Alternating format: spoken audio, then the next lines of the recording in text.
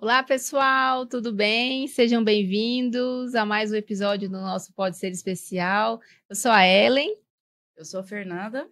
e hoje a gente está com um convidado super especial aqui, né? Uma honra para nós ter o Dr. Marcelo como nosso convidado. De antemão, já muito obrigada, Dr. Marcelo, por aceitar o nosso convite. E vou apresentar um pouquinho da experiência do Dr. Marcelo, até ele, se quiser complementar algo também, pode ficar à vontade, tá? Então, doutor Marcelo Trindade, ele é graduado em Medicina pela UFG, ele tem especialização em Psiquiatria e em Psiquiatria na Infância e na Adolescência. Ele foi coordenador do Centro de Referência de Déficit de Atenção e Hiperatividade do Departamento de Saúde Mental na UFG. Ele começou como professor substituto, né? Aí passou a ser professor regente. Depois, hoje ele é coordenador, né, do departamento de psiquiatria.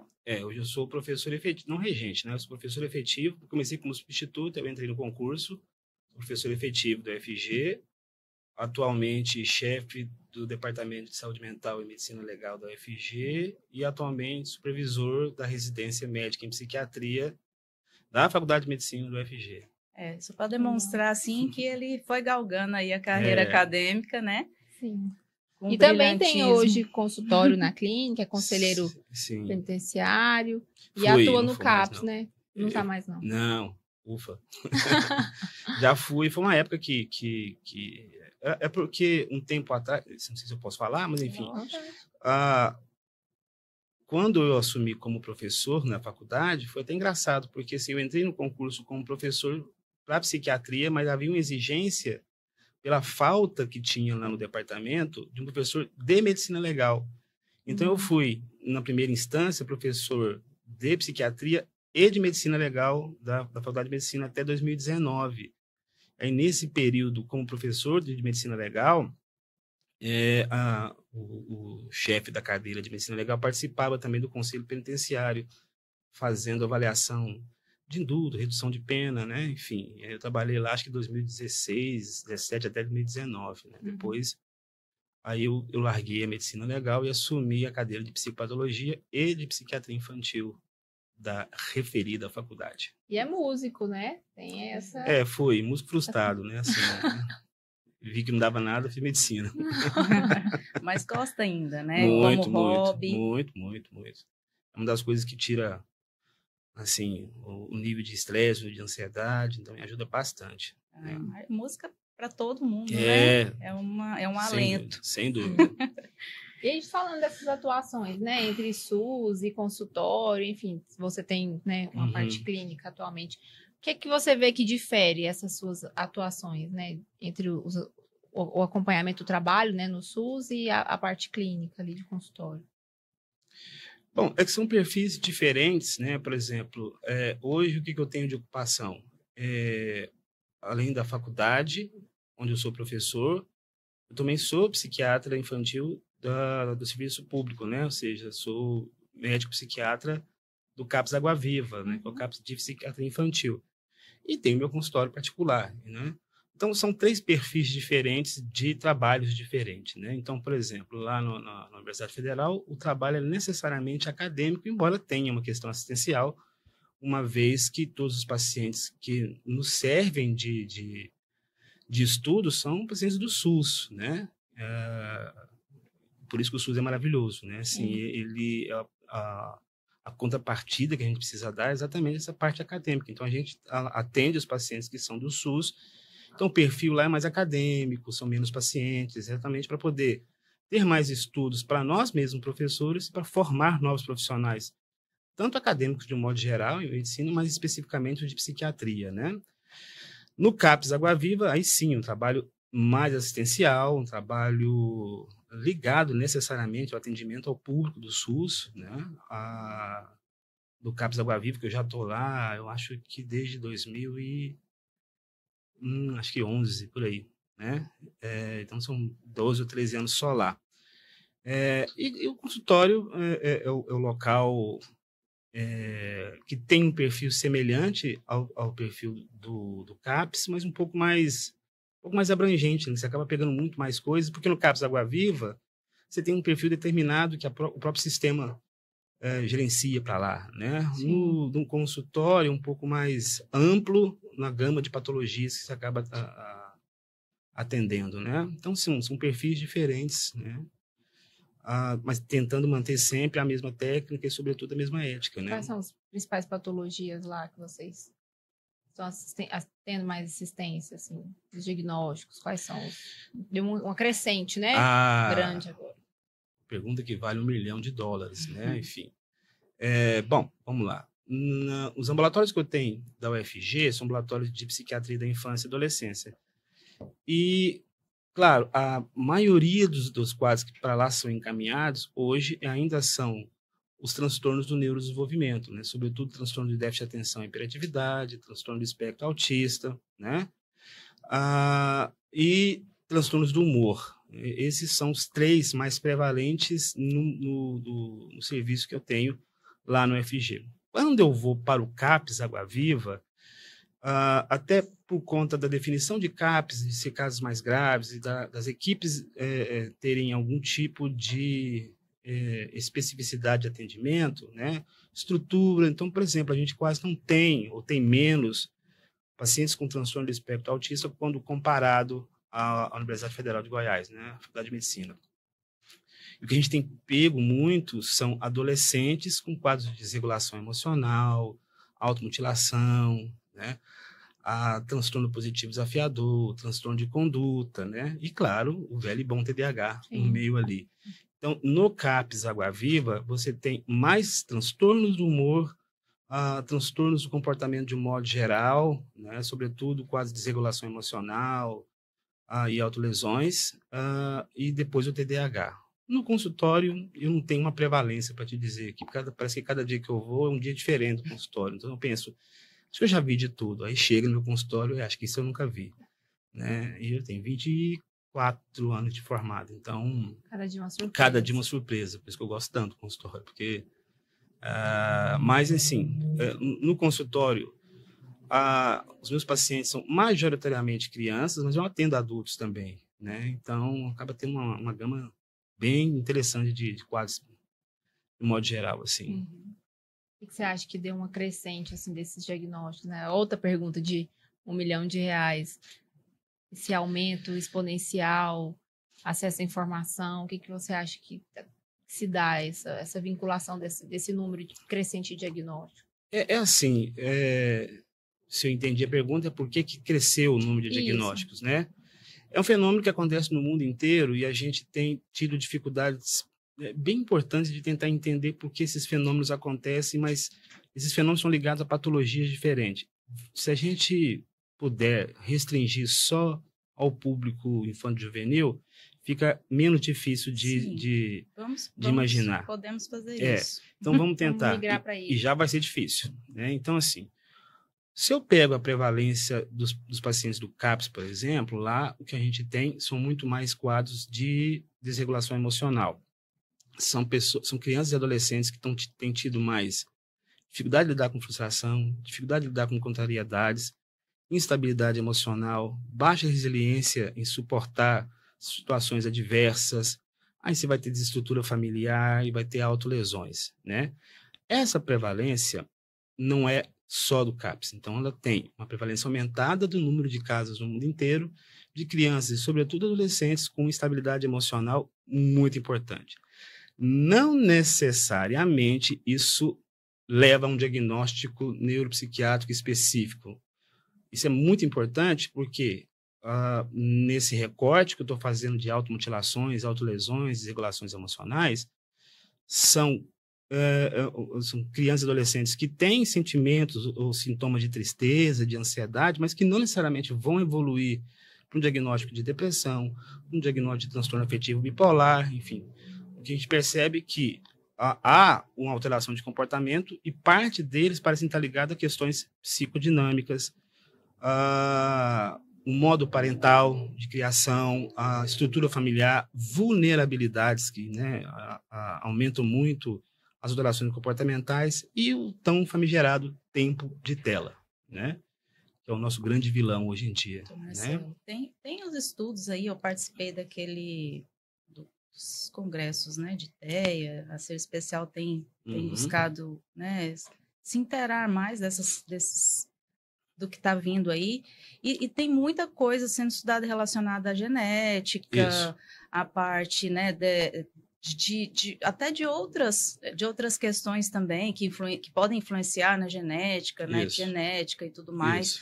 E aí é tudo misturado, são muitas coisas que podem chegar a esse final, né, esse número final, ou realmente está tendo uma mudança que ainda não se explica, né? Ainda tem muito aí para se...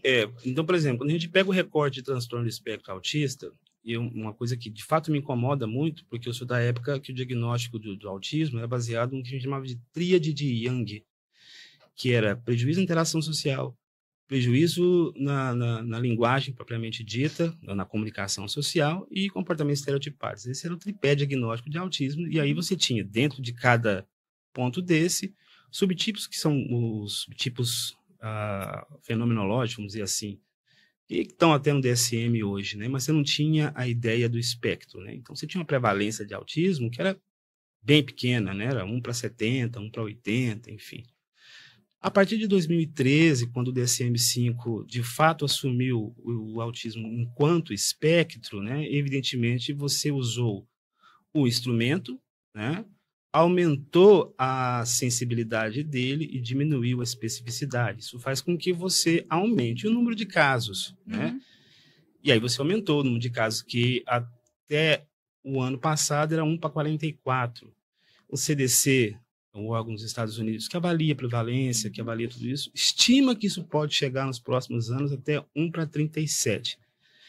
O grande questionamento que se tem é qual que é a etiologia do transtorno do espectro autista? Não tem uma etiologia bem definida, né? O que se sabe que é uma etiologia multifatorial, dentre elas a mais importante é genética, né? Então, por que estaria havendo aumento do número de casos, aumento de prevalência de crianças e, claro, adultos com transtorno do espectro autista? O que se tem hoje de mais concreto é a variabilidade genética. Se você tem uma genética para transtorno de espectro autista, essa genética vai se espalhando em relação ao mundo inteiro. E aí, quando a gente vê, por exemplo, a gente tem muito, no meu consultório tem muito, né? Uma criança que tem sinais e sintomas clássicos do transtorno de espectro autista e tem um irmão ou um primo muito próximo que tem um ou outro sintoma, que a gente chama de fenótipo ampliado, né? Ou seja, alguma coisa da genética esbarrou para ali. E pode ser que essa genética vai aumentando, né, disseminando, e tem a questão da epigenética, ou seja, o quanto essa estrutura genética, o DNA, em relação ao meio, também vai diminuindo ou reduzindo as expressões fenotípicas, né, fenomenológicas. Então, não tem hoje um fator decisório. Por que está aumentando? A principal hipótese é, de fato, a multivariabilidade genética, né? E quando, só para complementar e deixar um pouco mais complexo, que quando se tem, né, é muito provável que quando se tem um diagnóstico da neurodivergência, tem-se outros, né, vem aí as comorbidades, até mais de né, e por que isso, né, o que explica, né, acontecer mais de um diagnóstico ao mesmo tempo no mesmo indivíduo, assim? Tem a resposta curta e a resposta mais complexa, qual que você vai querer? Né? A resposta mais... São muitas complexidades, né? Assim. Se a gente fala em transtorno do neurodesenvolvimento, eu estou falando de deficiência intelectual, transtorno do espectro autista, TDAH, transtorno da comunicação, transtornos da aprendizagem e transtornos motores. São 6 pilares do transtorno do neurodesenvolvimento, né? O que eles guardam entre si, aparentemente, é uma genética compartilhada. É o que se tem mais próximo hoje, né? Para complicar um pouco, se vocês me permitem, né? Isso dá um problema danado, por exemplo, a gente vai falar de neuropsicologia, porque está na moda fazer diagnóstico de autismo só com avaliação neuropsicológica, isso às vezes é perigoso. Então, por exemplo, você tem um instrumento... Segura aí, Sim, você tem um instrumento, por exemplo, que avalia responsividade social, que é o SRS-2, né? Que é muito utilizado para triagem, né? de cognição social no autismo. Ou seja, o que é cognição social? É a capacidade que a gente tem de percepção social, de dica social, de percepção do estado mental próprio, do estado mental do outro, de inferir o estado mental do outro e antecipar uma resposta. É isso que faz com que a gente interaja um com o outro, né? Nós estamos conversando nesse momento porque, de um modo ou de outro, eu estou inferindo o estado mental de vocês e vice-versa, tentando antecipar a resposta com gestual, com tudo isso. Então, percebe-se que no autismo, o núcleo básico é exatamente o prejuízo da cognição social, né? É isso que gera a dificuldade de interação e pode gerar desregulações emocionais, enfim. Se você pegar, por exemplo, o sítio, ou seja, o local onde jaz a cognição social, é um circuito onde pega córtex pré-frontal, giro do cíngulo, tálamo, hipotálamo, e uma parte importante de função executiva, né? O problema são as células espelho que acontecem de alteradas nesse circuito, que são as células de imitação. Aí, quando você faz o SRS-2, vai estar lá o prejuízo de interação social. Se você aplicar um número importante de crianças com TDAH, pode dar alterado também. Né? Por quê? Porque no TDAH, o mesmo circuito está alterado, que também é de função executiva, junto com cognição social. Sim. Então, por exemplo, quando a gente fala que o SRS-2 não é um instrumento mais fiel hoje em dia para avaliar dentro da neuropsicologia o transtorno do espectro autista, porque ele dá falso positivo, porque ele pode estar alterado em TDAH, ele pode estar alterado em personalidades emocionalmente instáveis do tipo borderline, né? Onde há uma proximidade, inclusive, genética com autismo. Bom, por que eu estou dizendo isso? Então, se eu tenho, por exemplo, duas funções onde tem no mesmo cérebro alterações semelhantes, é porque há uma genética em comum. Então, é por isso que é possível e às vezes provável, quando você tem um transtorno do desenvolvimento, você ter uma outra como comorbidade. Bom, possibilidade existe. Agora, a gente não pode cair no erro, né, incorrer no erro de achar que porque tem um, vai ter o outro. Então, essa era a resposta mais curta. Que é o receio que a gente tem dos hiperdiagnósticos, né? Então, assim, às vezes eu fico assustado, que chega no consultório, chega no CAPS, lá na faculdade, por exemplo, a criança chega com 4 ou 5 CIDs, né? Eu tenho mais trabalho de desfazer o diagnóstico do que fazer diagnóstico. Eu tenho saudade da época que eu só fazia diagnóstico, né? Então, chega lá com diagnóstico de, por exemplo, TEA, TDAH, TOD, que não é transtorno de desenvolvimento, mas, né, a modinha está ali. Mais alteração do transtorno da linguagem, mais isso. Tá, você vai pegar uma porcentagem que vai ter mesmo, né? Mas não é a maioria. Então, o primeiro problema é como a gente está fazendo os diagnósticos, né? Se eu tenho um diagnóstico como transtorno do espectro autista, ele é majoritariamente mais amplo do que o restante dos transtornos do neurodesenvolvimento. Ele envolve mais coisas do ponto de vista sintomatológico de funcionamento do que os outros. Então, por exemplo, eu posso ter alteração da linguagem no TEA? Posso, e não necessariamente isso é um transtorno da linguagem. Eu posso ter alterações motoras? Posso, e não necessariamente isso é um transtorno motor, tipo um tique, né? É comum um autista ser desatento, aéreo, voar? É, e não necessariamente tem TDAH. Então, a gente tem que ter muito cuidado, e o que a gente sempre bate na tecla tudo bem, né? Não tem problema fazer diagnóstico, mas faça de modo bem correto. Por quê? Para evitar esses hiperdiagnósticos, né? Porque a gente está lidando com criança, né? Não está lidando com uma pessoa de 35, 40 anos de idade. Não, né? é toda uma perspectiva de futuro daquele indivíduo, a família. Eu vi você falando sobre a desconstrução de diagnósticos na palestra, né? E isso ficou para a vida, né? Porque a gente está num momento que realmente a sopa de letrinhas, entre aspas, ela ganhou uma força, né? E a gente não pode deixar de perceber, né? A gente que está nesse meio, que existe um lado mercadológico aí também, né? Então, assim, é muita coisa para a gente filtrar. E aí, quando eu trago esse tema e essa discussão com você, que é um provedor do conhecimento, né, que ajuda a desenvolver aí novos profissionais, e é disso que a gente está falando, né, de profissionais que façam um bom diagnóstico, né, que a gente consiga isso a partir de agora, porque é algo que veio de repente, né? Então, assim, como é que tem sido isso lá na raiz, né? Lá na faculdade, onde você está aí transformando esses profissionais, né? Isso tem sido fácil? Não. Assim, com os residentes, a gente não encontra tanta dificuldade, né?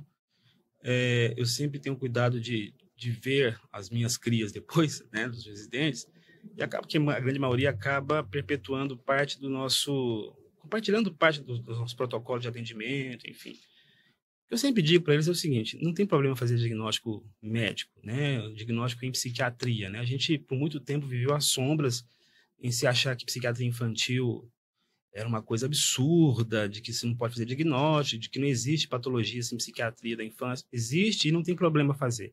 O problema é o critério. Existe critério clínico para tal patologia? Existe. Então, faça o diagnóstico. Tem que tratar medicamentosamente? Não tem problema. Tem que tratar medicamentosamente, desde que tenha evidência do tratamento, de que aquilo seja aprovado, enfim.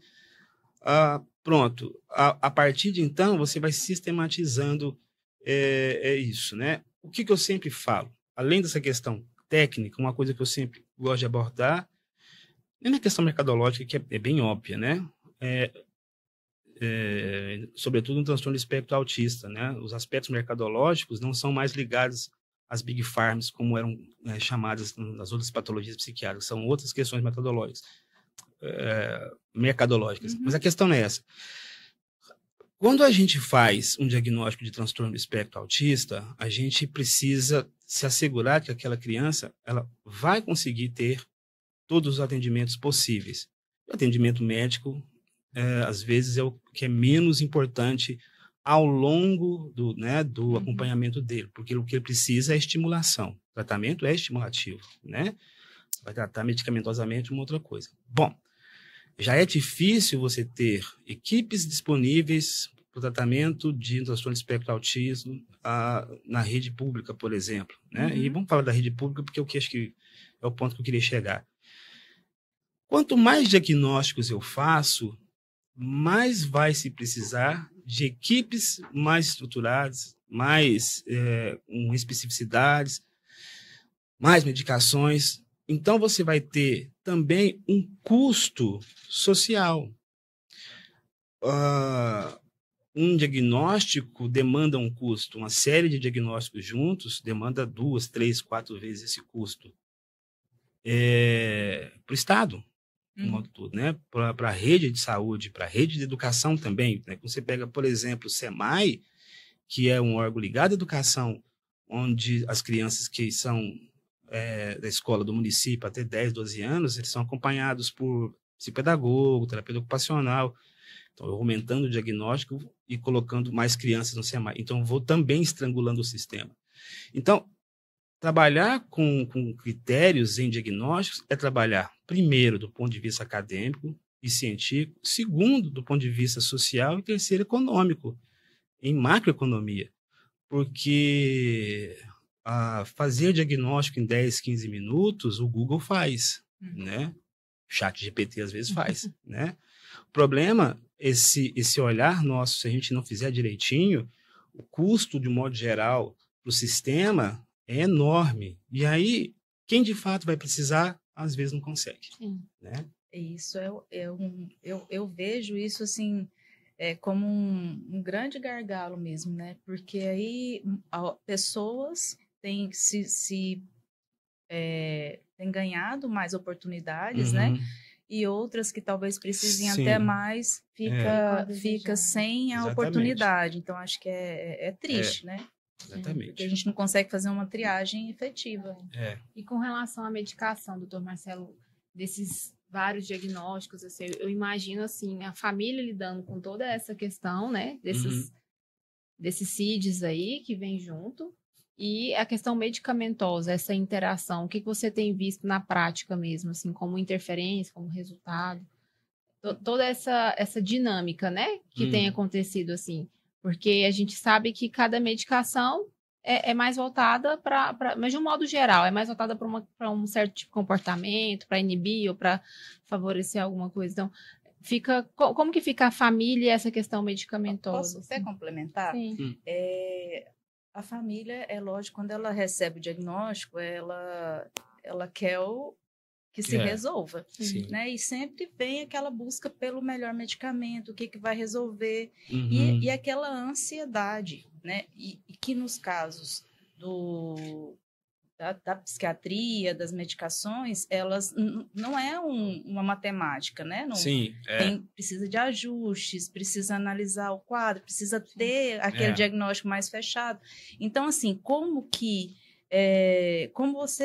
a sua conduta em relação a essa inicialização dessas famílias, as orientações, porque o que a gente vê muito, né, e acompanha até lá na série especial, é que às vezes as famílias elas tendem a tentar ajustar até por conta própria.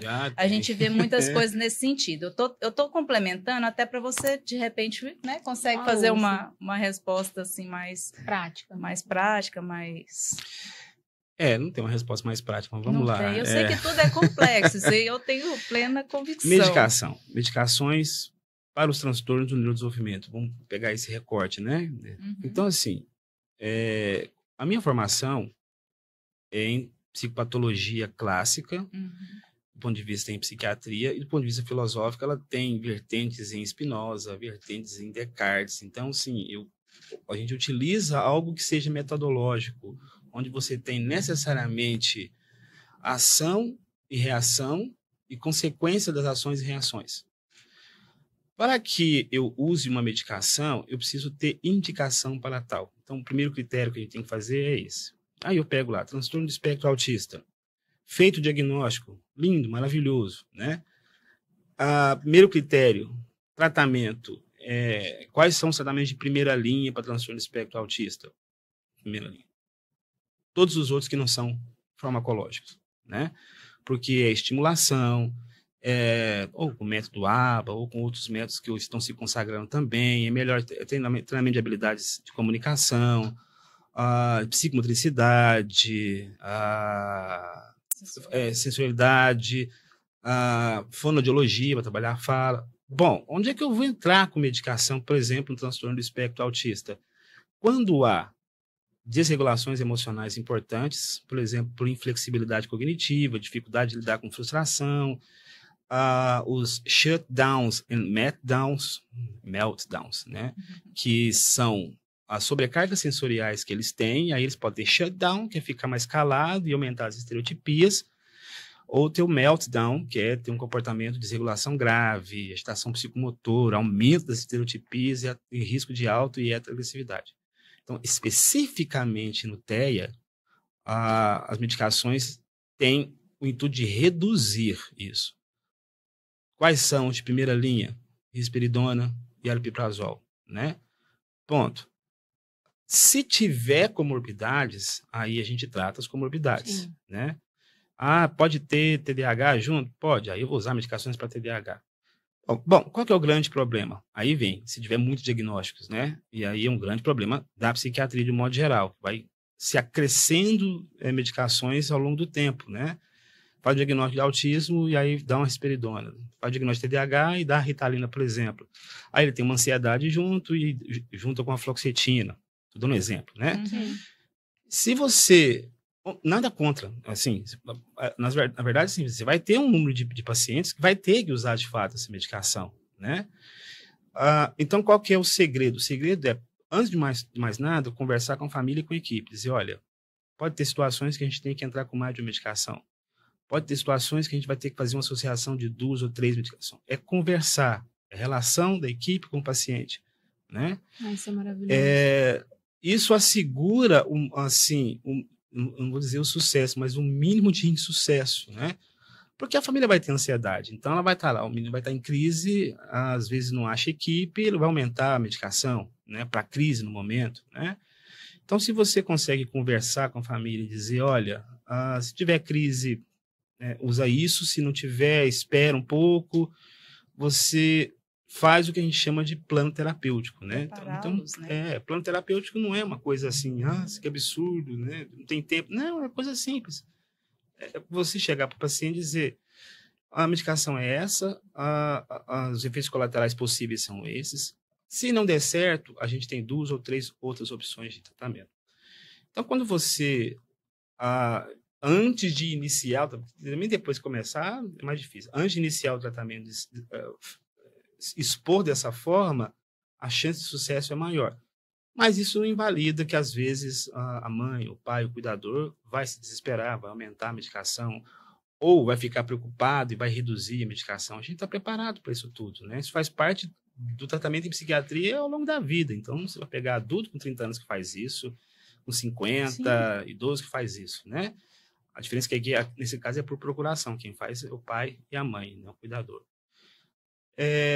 Então, assim, eu olho com cuidado as questões de medicação, mas, sobretudo, nas indicações. Então, tentar indicar o mínimo possível. Por quê? Eu não sei se vão perguntar, mas eu vou falar. Medicação é bom? É ótimo. Eu acho que medicação em neuropsiquiatria é algo absolutamente revolucionário. Absolutamente revolucionário.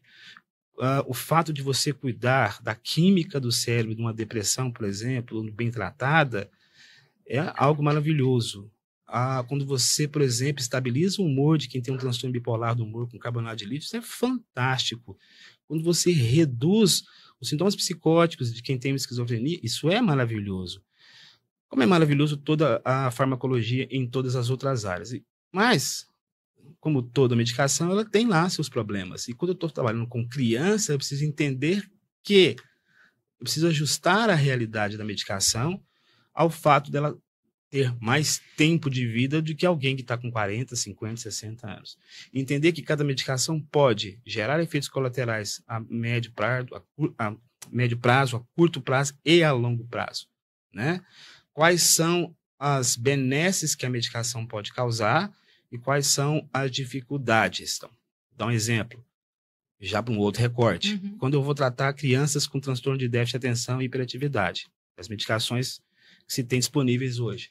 Então, a de primeira linha continua sendo os estimulantes, e a mais em conta é o metilfenidato, a Ritalina, de curta duração, de 3 a 4 horas de duração. Então, a gente tem que dividir a dose. Qual que é o problema da Ritalina, por exemplo, em crianças menores de 10 anos, né? É uma redução do apetite, né, que é o efeito mais clássico que se tem, e redução da velocidade de crescimento ósseo, né? Então, por isso a gente usa as estratégias de tratamento com tirar final de semana, tirar férias. Então, tudo isso tem que estar dentro do projeto. Então não posso usar? Pode, né?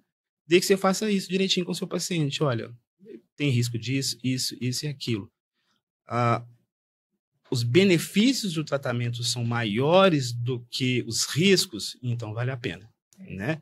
Agora, você vai pegar medicação que às vezes tem mais riscos do que benefício. Sim, eu como farmacêutico concordo perfeitamente. E eu acho que essa questão assim da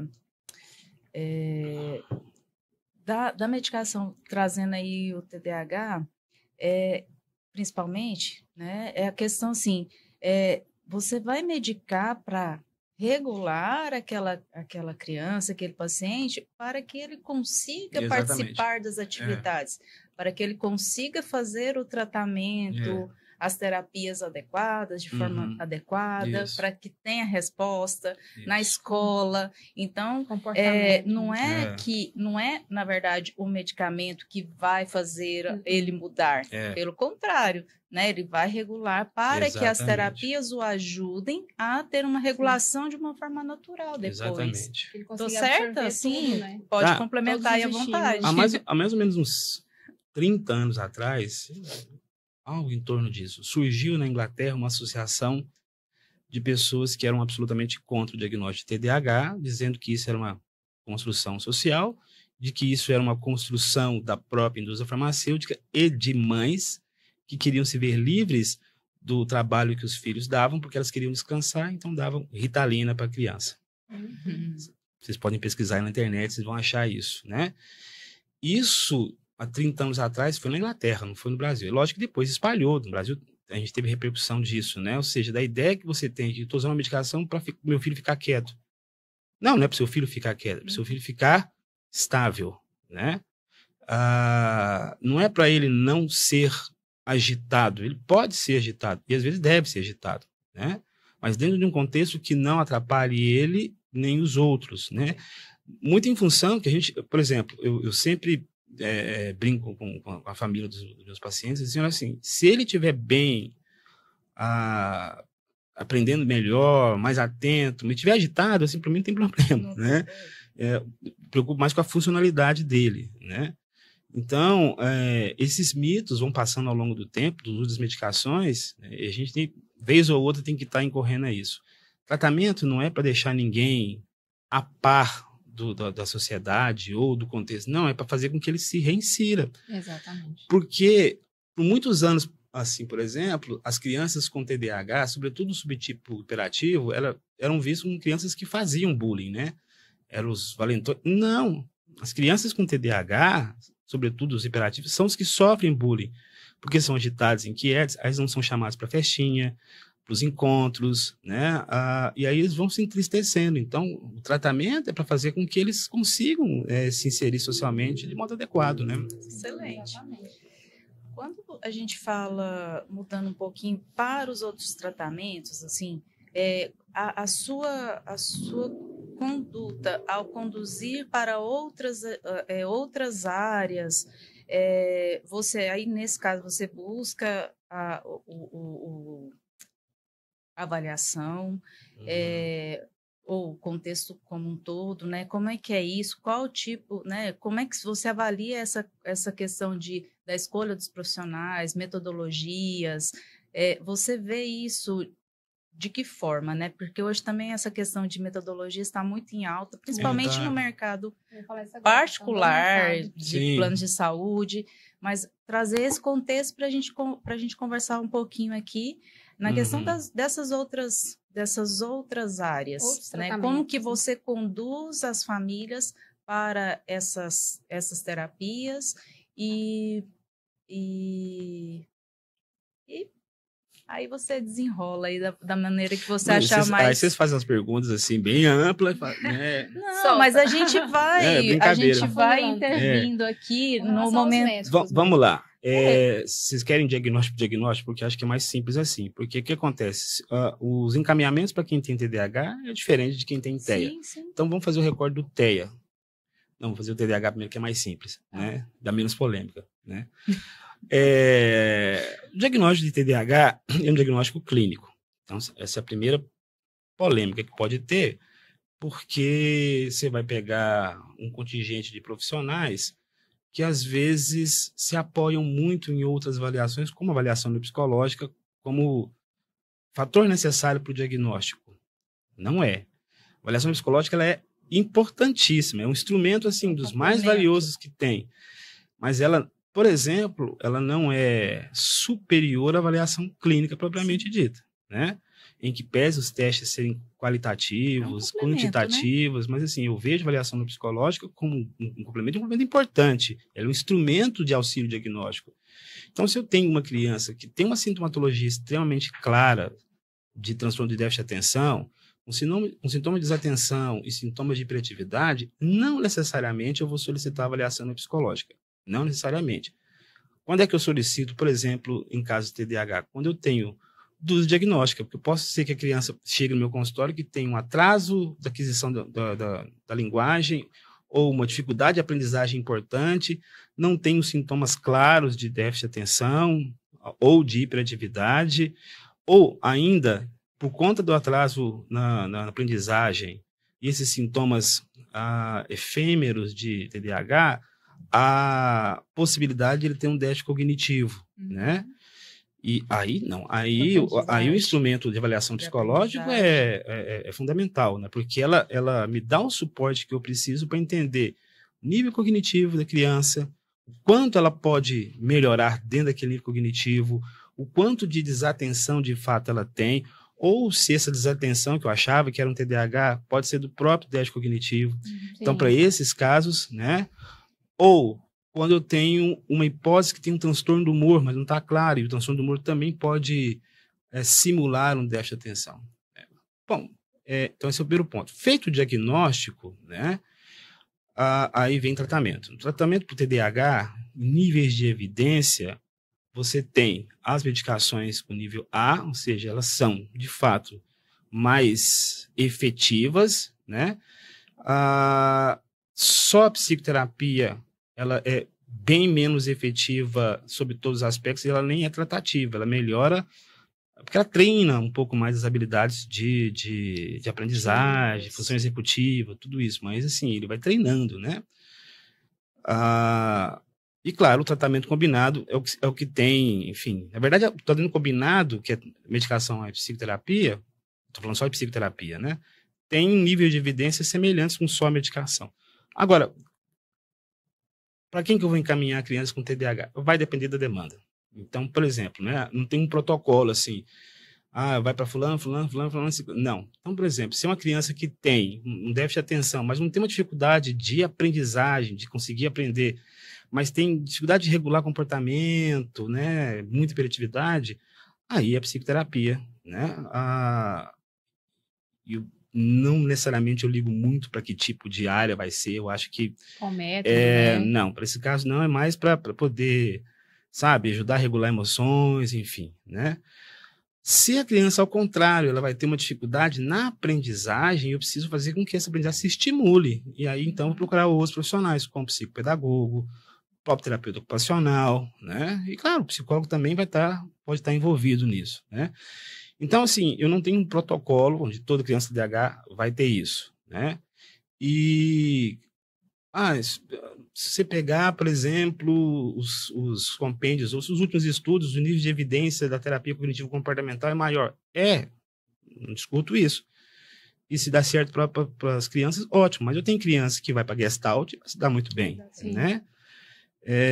Bom, feito esse recorte, aí vamos para o TEA, né? Tá bom. Que eu acho que não deve fugir muito, porque vai da demanda, da indicação, da necessidade dele, do que ele me apresenta de dificuldade. Em tese não era para fugir, mas hoje está fugindo do controle, né? Está fugindo do controle. Para nós. Porque, assim, o grande problema que a gente tem enfrentado, eu tenho mais dificuldade de desfazer diagnóstico de TEA no meu consultório do que fazer. Porque esse fenômeno aconteceu 20 anos atrás, mais ou menos, com o TDAH. Então, as escolas encaminhavam para mim, encaminho com TDAH. Eu falei, mas... A escola? A escola encaminhava para mim. Tinha uma escola aqui em Goiânia que ela encaminhou, eu imagino assim, a prevalência de TDAH naquela escola é um absurdo, né? Porque toda criança encaminhava para mim era TDAH. O que tem na água dessa escola? E na verdade não tinha, a maioria não era TDAH, né? Bom, então o primeiro problema é quando vem de fora com diagnóstico pré-feito, né? E, bom, quando é de fato transtorno do espectro autista, ótimo, não tem que ser. Mas quando não é, e aí você tem, por exemplo, que a crítica que eu faço, por exemplo, algumas avaliações neuropsicológicas que avaliam só o teste, apenas o teste, mais nada além do teste. Então, você vai pegar um teste lá, o SRS-2, dificuldade de responsabilidade social, tal, e dizer para o paciente, você tem característica de transtorno do espectro autista. E vai para mim, por exemplo, e não tem. Você pode ter um fenótipo ampliado, que não é diagnóstico. Fenótipo ampliado não é diagnóstico. Uhum. Então, esse é o primeiro problema. Bom, para fazer diagnóstico, necessariamente a gente incorre ou se socorre de outros métodos? Às vezes. Ponto 1. Se eu tenho, por exemplo, em meninas, porque meninas com TEA, elas têm um fenômeno de masking ou self-camouflage. Elas, ao longo do tempo, elas têm menos sintomas de prejuízo de interação social, menos sintomas de linguagem, menos sintomas de comportamentos estereotipados, mas eles têm mais sintomas sensoriais, seletividade alimentar, hipersensibilidade auditiva, né? Enfim. Então, esses casos, às vezes, compensa solicitar uma avaliação neuropsicológica para auxiliar na parte clínica. Mas a maioria das vezes, para diagnóstico, eu não uso. Feito o diagnóstico, para onde eu vou encaminhar? Exatamente como a Ellen falou, que é igual ao TDAH. Vai depender das especificidades de cada um. Se é para regular emoções, bem, um psicólogo trabalha muito bem com isso, mas também o terapeuta ocupacional trabalha a questão de corporeidade, a sensibilidade auditiva, por exemplo. Eu gosto muito de musicoterapia para poder ajudar na questão sensorial. Então, cada criança vai ter uma especificidade. Qual que é o grande problema? O problema é mercadológico, né? Hoje a gente tem sem número de clínicas, não? Enfim, às vezes os pais chegam, não, mas assim, me falaram que tem que fazer psicoterapia 4 vezes por semana do método ABA, mas fonoaudiólogo 3 vezes por semana do método ABA, mais terapeuta ocupacional, e você precisa fazer o relatório, que eu tenho que entrar no plano de saúde para fazer. Aí eu pergunto assim, que hora que seu filho vai brincar? Que hora que ele vai ser criança? Que hora que ele... Sabe, porque assim, ele está passando metade do dia dele na escola, a outra metade em clínica, né? Então, nada contra, acho que tem que fazer estimulações. O número de estimulações por semana, para mim, talvez essa seja polêmica, vai garantir um sucesso muito grande depois no decorrer. Porque onde é que eu vou aplicar todos esses comportamentos aprendidos na clínica? Eu não tenho tempo, né? Assim, eu não estou brincando, vou ter só final de semana, 2 dias nas férias. Então, assim, é fundamental a equipe disciplinar. Não se trata autismo de um modo adequado sem equipe disciplinar. É falacioso o discurso de dizer que só o médico é capaz de tratar. Não, a gente talvez seja capaz de fazer diagnóstico sozinho. Vai lá. Mas, assim, em termos de tratamento, não. O tratamento ele é necessariamente multidisciplinar. Agora, você precisa também ter critérios, né? Parcimônia, para onde eu vou encaminhar e, principalmente, ter sempre um horário que a criança precisa ser criança, né? Eu acho que a grande chave, não sei se você concorda, doutor Marcelo, mas o momento agora, eu acredito que é de diagnóstico precoce, sabe? De você começar as intervenções o quanto antes, visualizar os marcos, o que precisa ser feito, né? Porque eu acho que isso sim é um grande sucesso para a questão da inserção desse indivíduo na sociedade. Exatamente. Pensar nele como um adulto, né? E colocar o diagnóstico o quanto antes para a gente conseguir. Vou voltar lá no congresso, porque tá fresquinho. Sim. Mas uma coisa que sim, ficou no meu coração, né? Tá muito focado, vamos fazer 4 horas por dia de terapias e tal, mas é isso que você falou. Está preparando essa criança para o social, né? Aí, o que está acontecendo hoje? As crianças, né, estão chegando à adolescência, estão entrando nas universidades, fazendo outras coisas, e elas ainda não estão preparadas para, né? E a sociedade também não. Para os adolescentes. A gente está começando a entender as crianças, mas... Melhorou então muito, mas ainda precisa... Não, sem... Né? Mas o quanto essas crianças que a gente já passou, né, pelas terapias, por esse processo, eles estão chegando na adolescência preparados, né? Então esse foi um raciocínio que foi feito e eu concordo plenamente. Eu acho que nós precisamos repensar os tratamentos, né, as atividades que estão sendo feitas, porque eu acho que o grande X da questão é o amanhã. Exatamente. Né? Então, assim, precisamos repetir, né? Foi o que... Porque o método ABA é muito bom, é científico, né? Tem comprovação. Ninguém está discutindo que o aprendizado vem pela repetição, sim, mas eu preciso... Exatamente. Replicar, né? Então, assim, a gente precisa de uma mudança, e aí vem dos profissionais, né? Eu acho que a gente precisa de reflexão, né? Então, por exemplo, eu não quero que me interpretem mal, por exemplo, assim, eu não sou contra o método ABA, muito pelo contrário. Eu encaminho, prescrevo, porque eu acho que, por exemplo, você vai ter crianças com transtorno de espectro autista que só vão conseguir melhor evolução com o método ABA, né? Com trabalho de repetição, trabalho de reforço, né? Então, assim, a minha crítica não é o método, não é um método que é absolutamente consagrado, tá aí, enfim, tem evidência científica de que melhora, e melhora rápido. Então, se você pegar uma série de transtornos em neuropsiquiatria, Você tem evidências científicas que alguns aspectos ligados ao método ABA melhoram, inclusive, mais rápido do que medicações, por exemplo, como se eu pegar transtorno opositivo desafiador, você acaba usando também parte do método ABA para trabalhar as questões de desregulação emocional, enfim. Às vezes, o que eu peço para refletir é a quantidade do que é feito, né? Sabe, o protocolo propriamente dito, né? Porque, aparentemente, às vezes, pode ser impressão minha, mas quando chega no meu consultório, parece que é um negócio que é um carimbo, né? Assim, 4 sessões disso, 3 daquilo e tal, e tem que ser assim.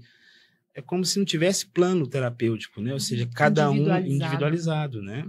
Posso trazer minha percepção? Ah, sim. Eu vejo... polêmica?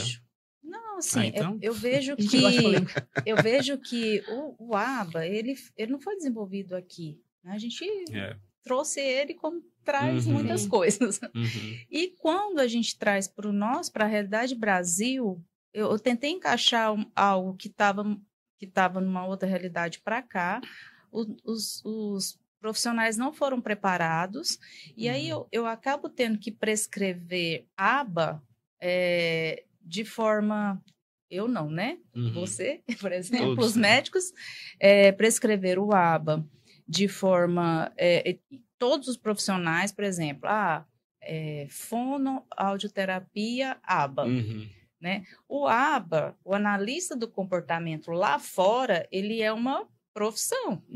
Então, aqui não, aqui qualquer pessoa vai ser, né? Pode fazer a especialização em análise do comportamento, mas aí eu preciso o quê? Que o fono, né, tenha a ABA, eu preciso que a psicóloga tenha a ABA, eu preciso que o musicoterapeuta tenha a ABA para que ele possa entender do espectro autista. Mas é esse o ponto. Aí eu tenho que colocar muitas horas, eu estou falando mas assim, o profissional tem que colocar muitas horas por causa disso. Se fosse só análise do comportamento aplicada, eu não precisaria de tanta coisa. Então, aí, às vezes, você pega o psicólogo, a fono e a músico trabalhando as mesmas coisas, sem saberem que estão fazendo as mesmas coisas. Você entende? E aí fica mais cansativo ainda, tanto para o paciente quanto para a família. Então, o que acontece, no meu ponto de vista? A equipe, ela tem que ser coesa, ela tem que ter uma conversa, ela tem que ter um planejamento para que esse tempo do paciente ali, ele seja muito bem utilizado. Porque, com certeza, as famílias querem alta, né? É muito cansativo, de verdade. Então, eu não sei se você já tinha essa percepção ou se faz sentido, mas eu percebo, assim, pelo tempo que eu venho estudando, que teve essa dificuldade. Então, a gente, antes mesmo de preparar os profissionais, o mercado, já engoliram, né? Já engolimos o ABA e colocamos para... assim, eu não sei se é a mesma percepção, talvez um pouco diferente. Por exemplo, o fato do ABA não ter sido aqui, de fora e colocado aqui, eu até nem vejo tanto problema, né? Porque, assim, é uma validação transcultural, eu tô falando, né? A forma de colocar. Não tô falando da ciência em si. Não, sim. A forma de colocar. Validou, né? Transculturalmente e tal. Eu acho que o que aconteceu, e talvez seja só uma percepção minha, né? É que, por exemplo, às vezes quem prescreve, e a meia-culpa de nós, neuropsiquiatras, os neurologistas infantis, os pediatras, às vezes não tem a percepção do que é o método ABA, né? Do que de fato precisa, de quantas horas precisam, enfim. Quem tem é só quem faz o ABA, né? Então, é como se não tivesse essa conversa entre a equipe que faz o ABA com quem prescreve. Sim. Aí fica uma coisa, a equipe, a gente precisa de 4 horas. E o médico fala, então tá bom, 4 horas. Eu preciso de 6 horas. Então tá bom, 6 horas. E é evidente, assim, por exemplo, às vezes chega para mim lá no consultório essa solicitação. Aí eu sempre, assim, eu fico muito temeroso de fazer. Olha, eu não posso interferir no trabalho do outro. Eu não posso dizer para o psicólogo quantas horas ele tem que fazer da terapia dele. Eu não me sinto nem com a vontade de fazer isso. Eu acho que, assim, eu, inclusive, acho antiético eu dizer, de colocar assim, olha, eu quero 4 horas de psicoterapia mais 3 de fono. Não. né? Ele precisa da terapia. Eu quero a terapia, enfim, sim, né? Então, eu acho que essa conversa, talvez essa distância entre um lado que prescreve e o outro que pratica, seja um dos grandes problemas, um dos grandes gargalos, né? E talvez por isso essa dificuldade, você vai prescrevendo o mesmo modelo para todos, achando que vai servir para todos. Pode ser que sirva para a maioria, eu acho que é o que acontece, né? O método ABA serve para a maioria, com certeza. Mas e a gente acaba fechando os olhos, os ouvidos para outras metodologias, né? Dentro da terapia cognitivo-comportamental, por exemplo. Né? É isso aí. Perfeito. Acho que é para fechar com chave de ouro mesmo, doutor Marcelo. A síntese mesmo, o propósito, né? Eu acho que é isso. É encaminhar, ver a necessidade, a indicação, e cada profissional vai seguir da forma tendo sempre a resposta da família também, né? Para ver essa adaptação, esses ajustes que forem necessários. Doutor Marcelo, agora eu queria saber de você. O que você espera para o futuro com relação aos transtornos de neurodesenvolvimento? Essas crianças estão chegando na fase adulta, adolescente, na inserção dessa sociedade.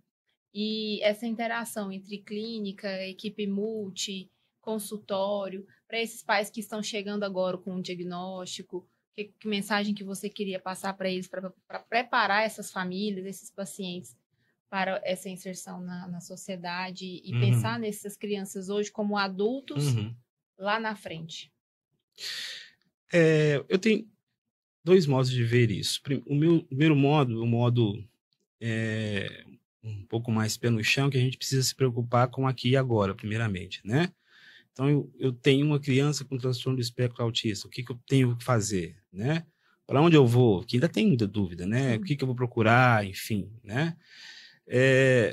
As equipes precisam estar sempre atentas a conversarem, comunicarem-se entre si, para que os pais, os cuidadores, tenham tranquilidade de saber que eles estão sendo, acolhidos, e que a criança ela vai estar sendo, de um modo ou de outro, estimulada, enfim. Então, eu acho que o primeiro aspecto é essa reflexão da conversa entre as equipes, né? Tanto de quem faz o diagnóstico, quanto quem vai estar acompanhando depois, né? Porque às vezes acontece, o médico faz o diagnóstico e aí fica só com a equipe, depois volta para o médico não sabe que tipo de evolução teve, enfim. Então, quando você tem esse aqui agora, sem se preocupar com o futuro, é um ponto que é importante, né? Que eu preciso resolver. Bom, você tem uma equipe que vai te acolher, que vai te orientar, aí sim, vou preocupar com o futuro, como é que vai ser isso, né? E aí sim, eu acho que momentos como esse que a gente está fazendo são importantíssimos, porque apesar da crítica que eu faço às vezes da hiperconectividade em redes sociais e tudo, é um instrumento de informação, né? Então, não adianta eu tampar o sol com a peneira e não falar de diagnóstico de autismo, porque eu acho que está tendo uma prevalência muito grande. Não, pelo contrário, eu tenho que falar de transtorno do espectro autista, falar do que é o autismo, sinais e sintomas, para que os pais consigam, primeiro, ver os sinais e sintomas cada vez mais cedo, mais precoce, na medida do possível. Segundo, ficarem tranquilos que tem sempre tratamento, tem sempre acompanhamento, tem sempre possibilidades de estimulação dentro do que é possível, evidentemente dentro da gravidade do quadro, né? É claro, aí vem uma preocupação, e acho que uma preocupação de todos nós, né? Assim, como é que essa criança nossa hoje, o adolescente nosso hoje, com diagnóstico de transtorno do espectro do autismo ou transtorno do TDAH, vai evoluir ao longo da vida. Então, vai depender de uma série de fatores. Primeiro, da gravidade de cada patologia, né? Se você pega um transtorno do espectro do autismo nível 2 para nível 3, as possibilidades de evolução são menores do que a de nível 1. Isso não invalida que ele possa ser inserido em algum tipo de situação.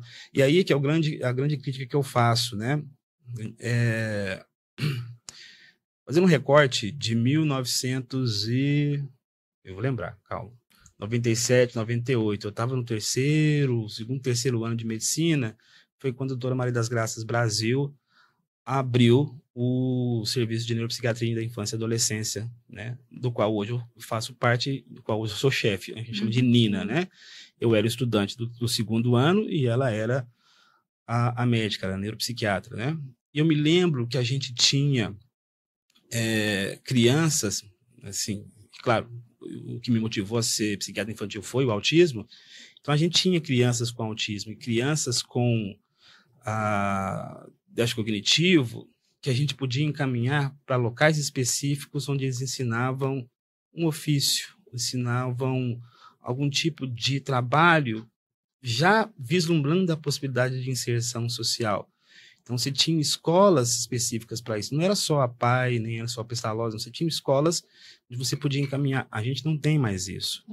Então, a gente está tentando garantir todos os direitos da criança autista, e eu acho que está corretíssimo, né? Os direitos constitucionais, os direitos de benefício, tudo.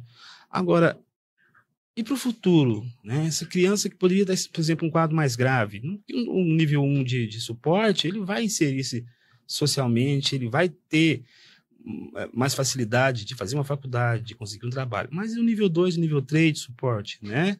Que poderia, por exemplo, estar fazendo alguma coisa manufaturada. Então, não tem um estímulo estatal ou governamental para isso. Isso foi tirado há mais de 20 anos atrás.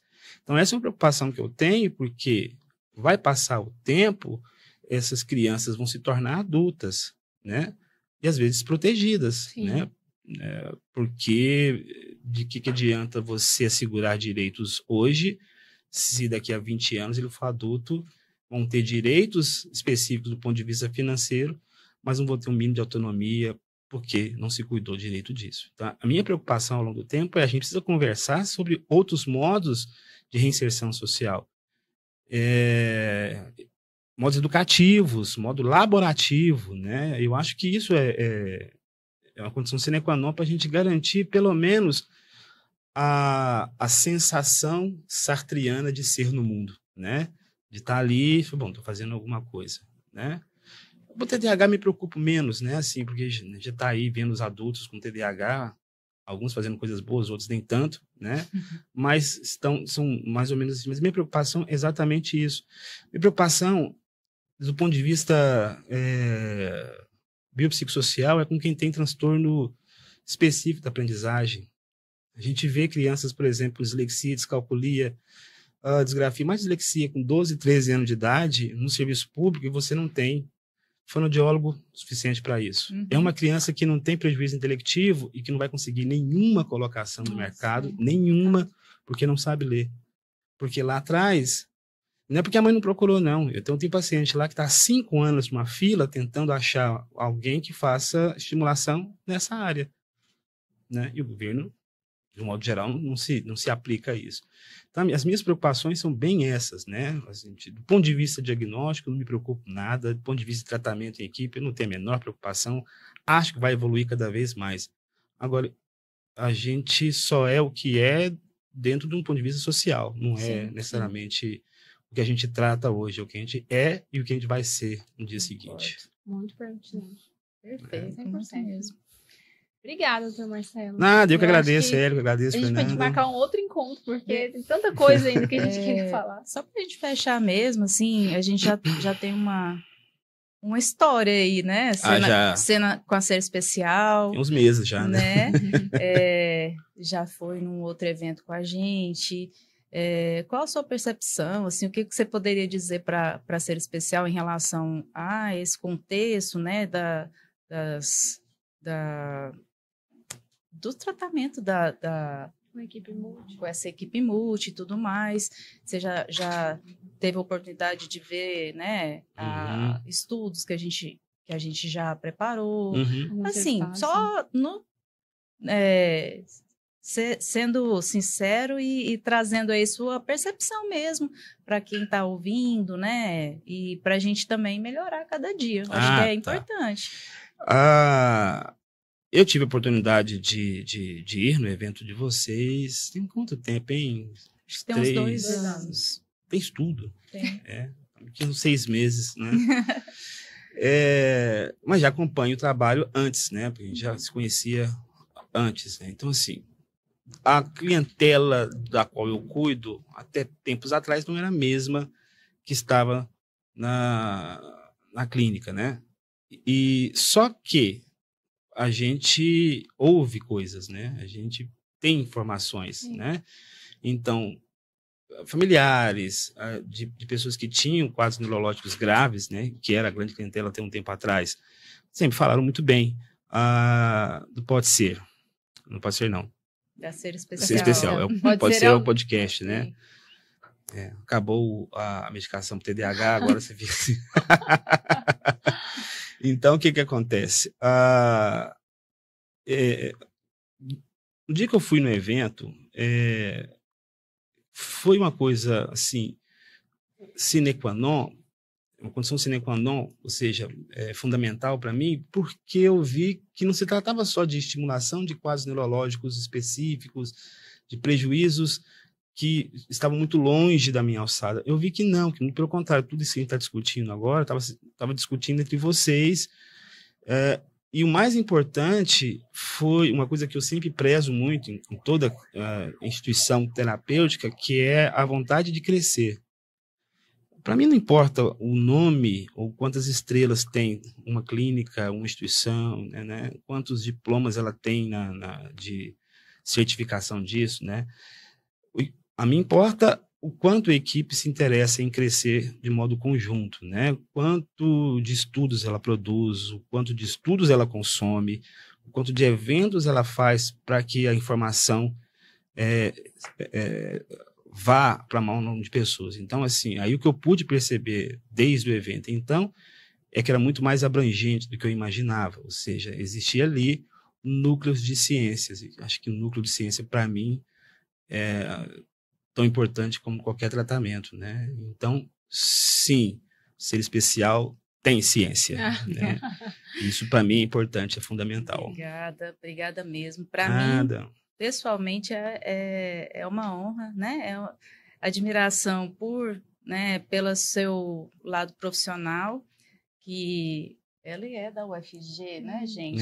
Vocês têm uma parceria. A gente tem aqui algo em comum, mas por também a gente já ter um contato, né, próximo em relação a acompanhamentos de paciente, sim. Né, por já ter participado, né, dos nossos eventos. Então, assim, essa sua disponibilidade em levar o conhecimento, em compartilhar, isso faz a gente admirar você, né, a sua pessoa. Obrigado. E seu profissionalismo, assim, ainda mais, né, porque obrigado. A gente sabe já da sua capacidade técnica como médico, mas como pessoa, isso fica muito evidente, né, agora. Então, assim, ele está formando novos profissionais. Exatamente, agradeço de coração a sua presença. Eu que agradeço. Espero que tenhamos N oportunidades pela frente. Pode contar com a gente também. Vice-versa. Né? Estamos à disposição. É isso aí. Obrigada, Marcelo. Eu que agradeço. Até a próxima. E que várias sementinhas sejam replicadas aí. Sempre. Para você. Tá bom. Obrigada, pessoal. Compartilhem conosco aí as experiências de vocês. Repassem para as pessoas, assim, o quanto vocês puderem, porque é um episódio muito intenso, né? Bruto, com muitas informações. Eu acho que esse é o principal propósito mesmo, né? Levar e dissipar informações o quanto antes. Certo? Obrigada e até a próxima. Tchau. Tchau.